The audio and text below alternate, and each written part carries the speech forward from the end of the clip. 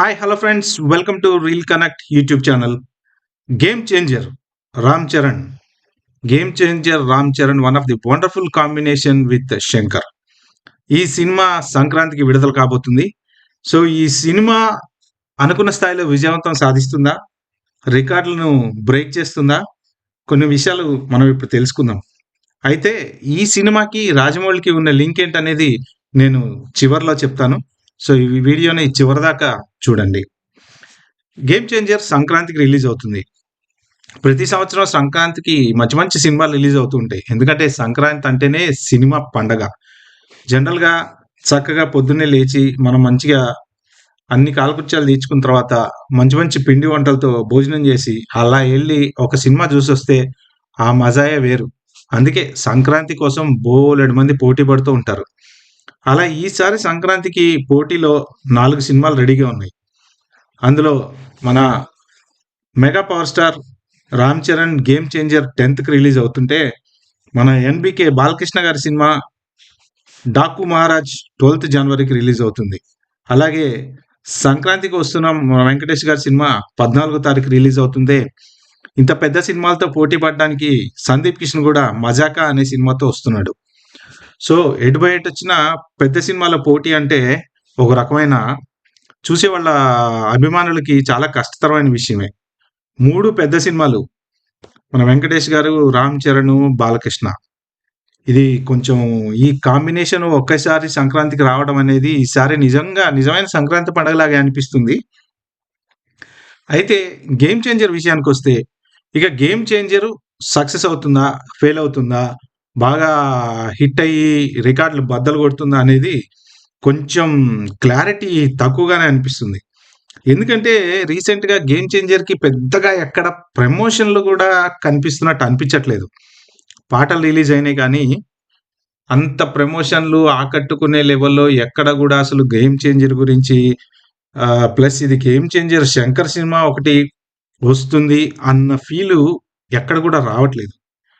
ఇక మన 'శంకర్' సినిమాల గురించి చెప్పుకోవాలంటే, అసలు ఒకప్పుడు హై బడ్జెట్ సినిమా అనేది స్టార్ట్ అయింది అంటే 'శంకర్‌తోనే.'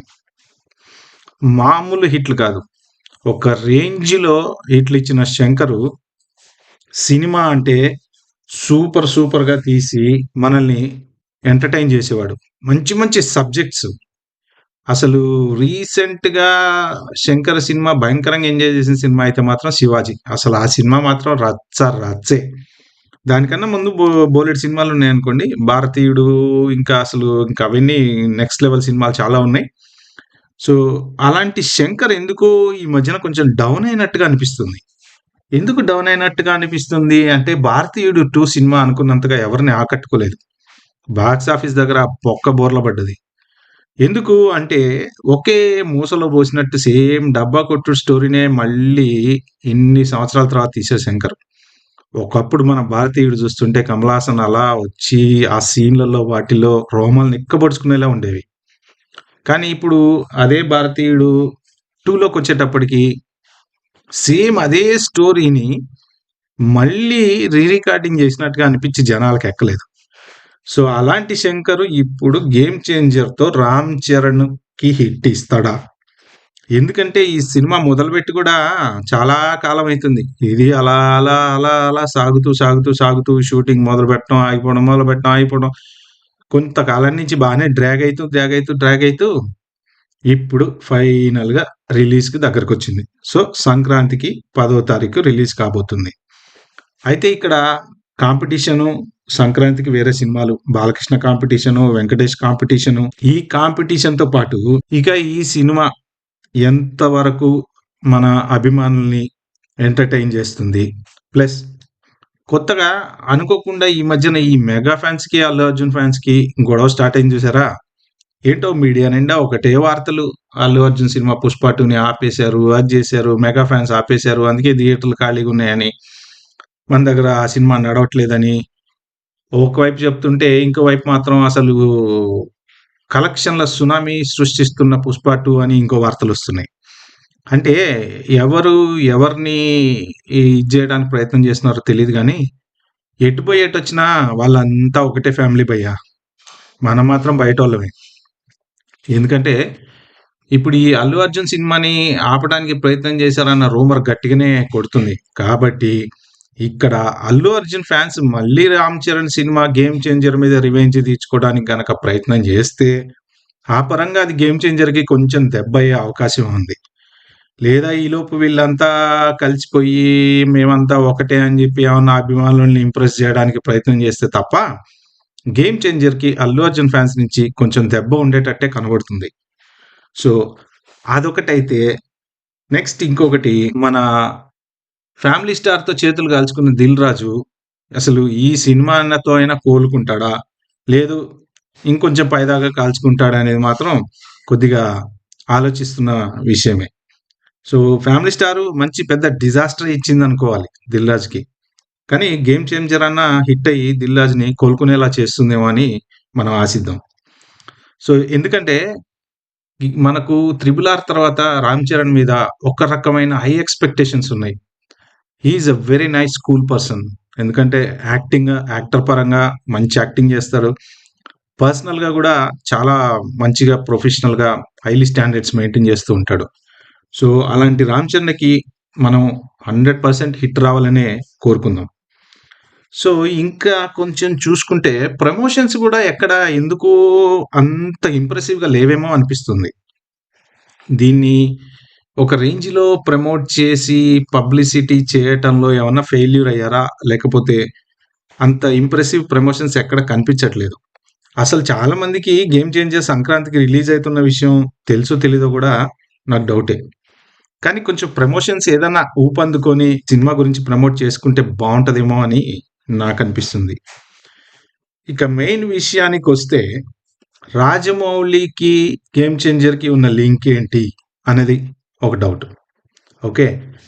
'రామ్ చరణ్‌కి', 'గేమ్ చేంజర్‌కి' ఉన్న లింక్ అంటే ఏం లేదులే గానీ, జనరల్‌గా ఒక 'రాజమౌళి' సినిమా అయిపోయిన తర్వాత అదే హీరోకి నెక్స్ట్ సినిమా ఫ్లాప్ అవుతది అని ఒక టాక్ ఇండస్ట్రీలో ఉంది. అలా 2, 3 నానికి జరిగింది. ఆ తర్వాత 2, 3 సినిమాలలో హీరోలకి అదే ఫెయిల్యూర్ వచ్చింది. 'మర్యాద రామన్' తర్వాత మన 'సునీల్' ఇంత మటికి మంచి హీరోగా సినిమా లేదు. కానీ 'దేవర' మాత్రం మన 'ఎన్టీఆర్' దానికి ఎగైనెస్ట్‌కే ఎళ్లి ప్రూవ్ చేసినట్టు అనిపిస్తుంది. 'దేవర' సినిమా కలెక్షన్స్ బానే ఉన్నాయి. సినిమా బానే నడిచింది. కాబట్టి ఈ సెంటిమెంటు అంతగా పెద్ద వర్కౌట్ అవుతదని నేను అనుకోను. ఒకవేళ జనాలనుకున్నట్టు 'రాజమౌళి' సినిమా తర్వాత అదే హీరోకి నెక్స్ట్ సినిమా మాత్రం ఫెయిల్యూర్ అవుతది అని అనుకుంటే అది కరెక్ట్ కాదేమోనని నా ఫీలింగు.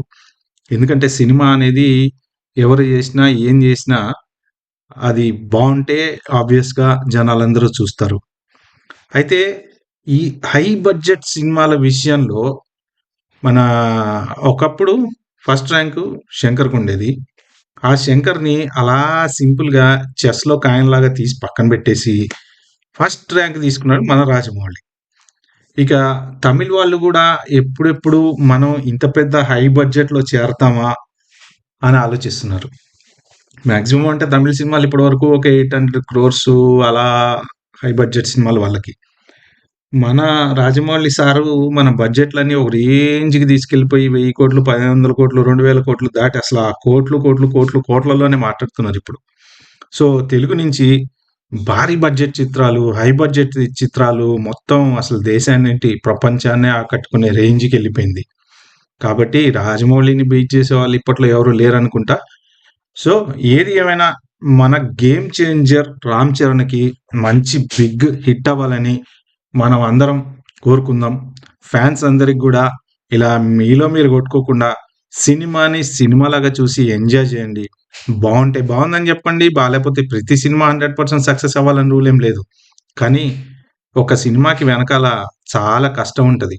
హీరో దగ్గర నుంచి, డైరెక్టర్ దగ్గర నుంచి ఎంతోమంది కూర్చొని స్క్రిప్ట్‌లు రాసి, అవి జేసి, ఇది జేసి బోలెడంత కష్టపడతారు. ఆ కష్టానికి తగ్గట్టు నిర్మాతలు డబ్బులు ఖర్చు పెడుతూ ఉంటారు. సో, ఇన్ని హై ఎక్స్‌పెక్టేషన్స్ మధ్యన వచ్చే 'గేమ్ చేంజర్' సినిమా 'రామ్ చరణ్‌కి' మంచి సక్సెస్ ఇవ్వాలని all the very best to Ram Charan sir. So, we are waiting for your Sankranti 'game changer.'